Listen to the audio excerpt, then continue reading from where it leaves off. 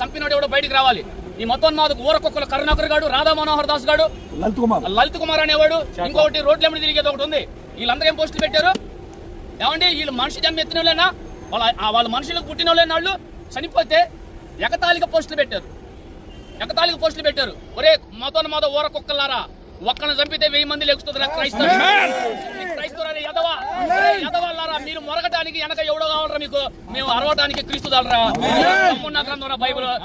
మీరు చంపుతారని తెలిసి కూడా బయటికి తిరిగి తెలియదంట మా మొగతనం, మా దమ్మున్నతనం. పగడాల ప్రవీణ్ గారు ఒక్కడే వచ్చారంటే ఎందుకు తెలుసా? క్రీస్తురా దమ్మ. నువ్వు పైన చూసి రావాలరా, నీ వెనక ఎవడో ఉంటే నువ్వు మగవాడు అప్పుడు గుర్తవుతావురా. మేము భర్త మగవాళ్ళమే బాప్తిజం పొందిన తర్వాత మా కొరకు చస్తే క్రీస్తు కొరకు, బ్రతికితే క్రీస్తు కొరకరా. ఇలాంటి లుచ్చగాళ్ళు మాత్రం చట్టపరిధి ఏరు చేస్తాం. ఇది ఆరమోరా, ఇది ఆరమో. పగడాల ప్రవీణ్ గారి హతసాక్ష్య మరణం మమ్మల్ని అందరూ ఐక్యతలో తెచ్చింది. మంట మండుతుంది. ఇక రండ్రా, ఎవడో చర్చిల తోలికి రండ్రా. మీరు ఎవడైనా సువార్త అడ్డుకుంటాను రండ్రా, చూస్తాం. మేము ఇక ఇప్పుడు దాకా ఓర్చుకున్నాం, చూస్తాం.